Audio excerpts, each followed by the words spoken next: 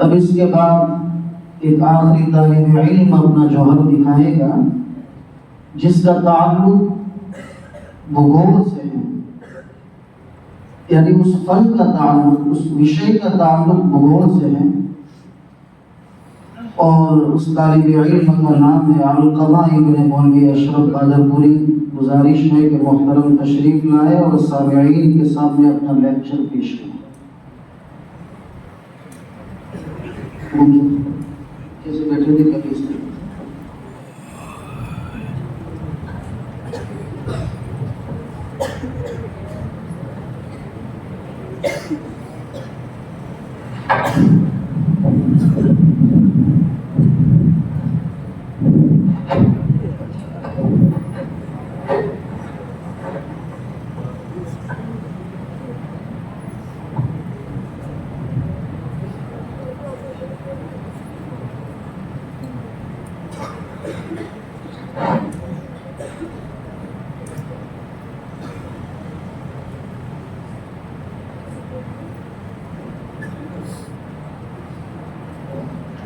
अस्सलामु अलैकुम व रहमतुल्लाहि व बरकातुहू।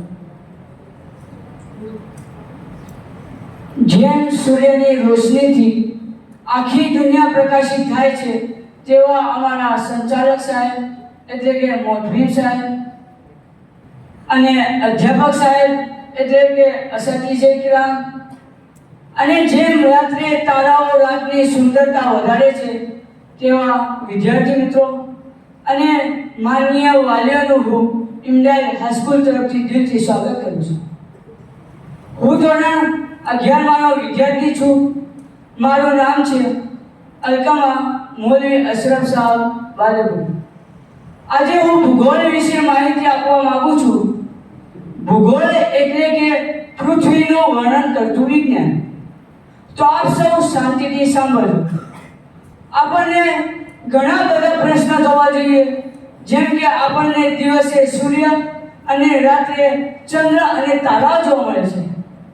જેમ કે આપણા દેશમાં જમ્મુ કાશ્મીરમાં ઠંડી અને બરફ પડે છે, તો બીજી બાજુ જેમ કે નીચેના રાજ્યોમાં તમિલનાડુમાં ગરમી પડે છે। તો કેમ એવું છે કે કોઈ જગ્યાએ હિમાલય જેવા પર્વતો છે, તો કોઈ જગ્યાએ બંગાળની ખાડી છે, તો કોઈ જગ્યાએ રણ છે, તો કોઈ જગ્યાએ પાણીથી ભરેલા સમુદ્રો છે, તો કોઈ જગ્યાએ રેતાળ મેદાનો છે, તો કોઈ જગ્યાએ વૃક્ષોથી ભરેલા જંગલો છે। તો શું આ સૂર્ય, ચંદ્ર, તારાઓ, પર્વતો, જંગલો આ બધા ક્યાંથી આવ્યા, આ બધાનું ક્યાંથી સર્જન થયું તે વિશે આપણે જાણીએ છીએ ખરા? તો દરેક પ્રશ્નનો ઉત્તર આપણે આજે મેળવવાનો પ્રયત્ન કરીશું। સૌપ્રથમ અબજો વર્ષ પહેલા અવકાશમાં ધૂળીય રસકણો અને વાયુઓનું વિશાળ વાદળ હતું, જેને નિહારિકા કહે છે।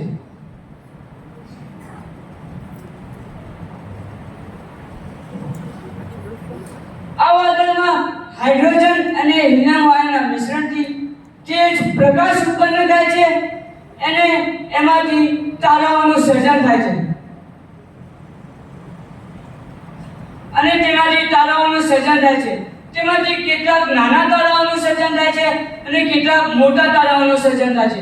આ નાના તારાઓનું નામ છે શ્વેતવામન અને આ મોટા તારાઓનું નામ છે અભિનવ તારા।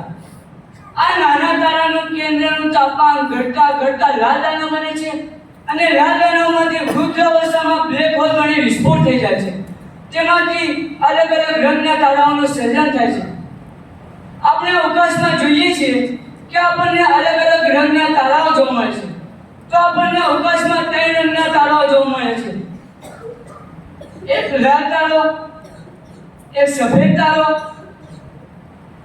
અને એક લીલો તારો।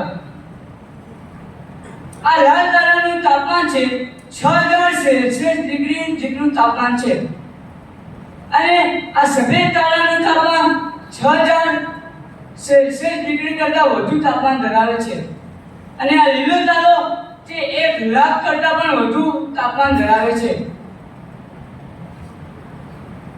હવે આપણે જાણીએ કે ગ્રહો ક્યાંથી આવ્યા, આ ગ્રહોનું કેવી રીતે સર્જન થયું। તો સૌપ્રથમ સૌપ્રથમ અવકાશમાં એક સૂર્ય હતો. આ સૂર્ય એક તારો છે. તેના જેવો એક વિશાળ તારો સૂર્યની પાસેથી પસાર થાય છે અને આના ગુરુત્વાકર્ષણ બળના કારણે સૂર્યની સપાટીમાંથી કેટલાક પદાર્થો છૂટા પડી જાય છે અને આ પદાર્થો સૂર્યની ગોળ ગોળ ભ્રમણ કરવા લાગે છે. તેમાંથી કેટલાક નાના પદાર્થો હતા, કેટલાક મોટા પદાર્થો હતા અને બીજા પદાર્થો હતા. આ જે મોટા પદાર્થો હતા તેને ગ્રહો કહે છે અને આ નાના પદાર્થો હતા તેને લઘુ ગ્રહો કહે છે અને આ જે બીજા બધા પદાર્થો હતા તેને ઉપગ્રહો કહે છે. તો આ ગ્રહો 9 ગ્રહો હતા અને લઘુ ગ્રહો 45,000 કરતા પણ વધુ લઘુ ગ્રહો હતા અને આ ઉપગ્રહો 173 જેટલા ઉપગ્રહો હતા. આ ગ્રહો 9 ગ્રહો હતા અને લઘુ ગ્રહો 45,000 કરતા પણ વધુ લઘુ ગ્રહો હતા અને ઉપગ્રહો 173 જેટલા ઉપગ્રહો હતા. હવે આપણે સૌપ્રથમ આ ગ્રહો વિશે, મોટા ગ્રહો વિશે માહિતી મેળવશું. અત્યારે હાલમાં આ 8 ગ્રહો ગણવામાં આવે છે કારણ કે તે 2006 થી આ ગ્રહને જુદો પાડી દેવામાં આવ્યો છે અને તેનું નામ છે પ્લુટોન. આ પ્લુટોન ગ્રહને આ સૂર્યના મંડળમાંથી જુદો પાડવામાં આવ્યો છે. હવે આપણે સૌપ્રથમ આ ગ્રહો, આજે 8 ગ્રહો વિશે માહિતી મેળવશું. સૌપ્રથમ અવકાશમાં એક સૂર્ય હતો.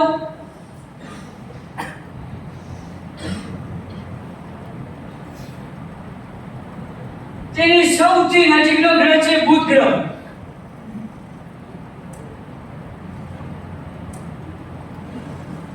આ બુધ ગ્રહની વિશેષતા છે કે તેના પર મોટા મોટા પર્વતો અને ખીણો અને જ્વાળામુખી આવેલા છે. શું આ બુધ ગ્રહ પર વધારે ઠંડી પડતી છે? નહીં, કારણ કે તે સૂર્યની બહુ નજીકનો ગ્રહ છે. તેના પર સૌથી વધારે ગરમી પડતી છે અને તે સૌથી કદમાં નાનો પણ છે બુધ ગ્રહ. હવે બીજા નંબરનો ગ્રહ છે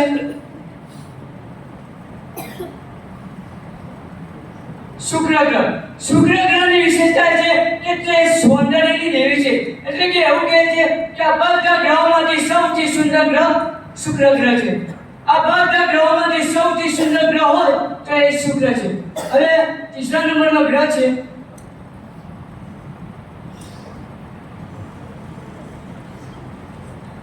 પૃથ્વી. આ પૃથ્વીની વિશેષતા છે, આપણી પૃથ્વીની વિશેષતા છે કે તેના પર માનવનું નિવાસસ્થાન છે. એટલે કે માનવ સૃષ્ટિ છે. બીજા એક ગ્રહ પર અત્યારે હાલમાં માનવ સૃષ્ટિ જોવા મળતી નથી આપણને. અને તેની બીજી વિશેષતા છે કે આ પૃથ્વી ગ્રહનું એકમાત્ર ઉપગ્રહ છે, તેનું નામ છે ચંદ્ર. આ ચંદ્રની વિશેષતા છે, ચંદ્રની વિશેષતા છે કે પૃથ્વીના વાતાવરણ કરતાં ચંદ્રનું વાતાવરણ 6 ભાગનું છે. દાખલા તરીકે આ બાળકનું વજન છે 60 કિલો, તો તે ચંદ્ર પર જાય તો તેનું વજન 10 કિલો થઈ જશે. એટલે કે આ ચંદ્રનું વાતાવરણ બહુ જ હલકું છે. હવે આપણે ચોથા નંબરનો ગ્રહ જોઈશું, મંગળ ગ્રહ. આ મંગળ ગ્રહની વિશેષતા છે કે વૈજ્ઞાનિકો એવું કહે છે કે ભવિષ્યમાં આ મંગળ ગ્રહ પર આપણને માનવ સૃષ્ટિ જોવા મળી શકે છે. કારણ કે આ પૃથ્વીના વાતાવરણ જેવું વાતાવરણ આ મંગળ ગ્રહ પર અત્યારે હાલમાં બનાવી રહ્યા છે. હવે આપણે 5મા નંબરનો ગ્રહ જોઈશું,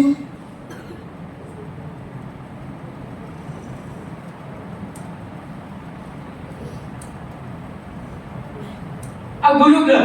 ગુરુ ગ્રહની વિશેષતા છે કે તે સૌથી મોટો ગ્રહ છે અને આ ગુરુ ગ્રહનું બંધારણ સૂર્યના વાતાવરણને મળતું આવે છે. હવે આપણને જે આ ટીપકા ટીપકા દેખાય છે તે વિશાળ ખડકો છે. આ વિશાળ ખડકો સૂર્યના આકર્ષણ બળના કારણે પૃથ્વી તરફ આવે છે અને પૃથ્વીના વાતાવરણમાં આવીને તે સળગી ઉઠે છે.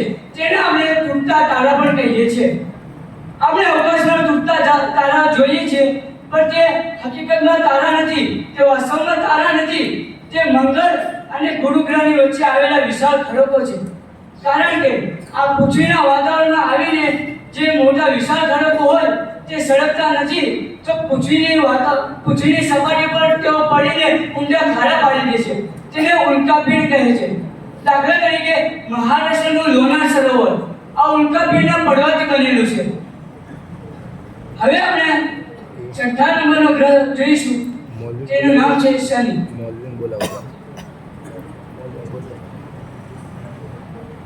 આ શનિ ગ્રહની વિશેષતા છે કે તેના પર 3 વલયો આવેલા છે. આ શનિ ગ્રહ આપણી પૃથ્વી કરતા કદમાં 700 ગણો મોટો ગ્રહ છે. હવે આપણે 7થા નંબરના ગ્રહની વિશેષતા જોઈશું. તેનું નામ છે યુરેનસ. યુરેનસ ગ્રહની વિશેષતા છે કે આપણા ભારતના ડોક્ટર જે.સી. ભટ્ટાચાર્યએ આ ગ્રહનો 6થો ઉપગ્રહ શોધ્યો હતો. હવે આપણે 8થા નંબરનો ગ્રહની વિશેષતા જોઈશું. તેનું નામ છે નેપચ્યુન. આ નેપચ્યુન ગ્રહની વિશેષતા છે કે આ ગ્રહ 1846 માં શોધાયો હતો. આપણે બધા સાંભળ્યું હશે કે એક એવો ગ્રહ છે કે તેના પર 6 મહિના દિવસ અને 6 મહિના રાત રહે છે. તો આ નેપચ્યુન ગ્રહ પર 6 મહિના દિવસ અને 6 મહિના રાત રહે છે.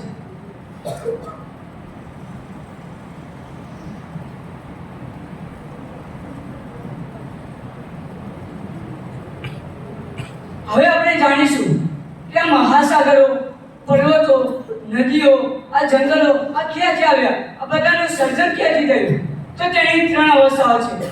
પ્રથમ અવસ્થા એ છે કે પૃથ્વી પર હાઇડ્રોજન અને હિલિયમના વાયુઓ હતા.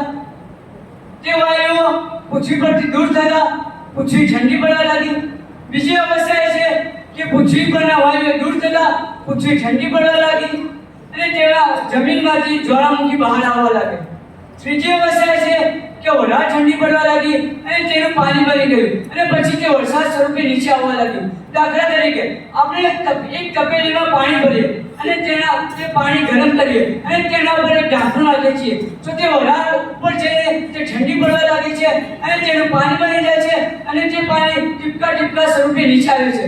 તેવી જ પ્રક્રિયા થઈ હતી કે વરાળ ઠંડી પડવા લાગી અને તેનું પાણી બની ગયું અને વરસાદ સ્વરૂપે નીચે આવવા લાગ્યું.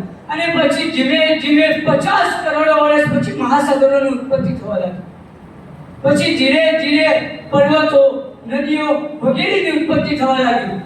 પછી થોડા સમય પછી ધીરે ધીરે જંગલો, પ્રાણીઓ આ બધાનું સર્જન થવા લાગ્યું.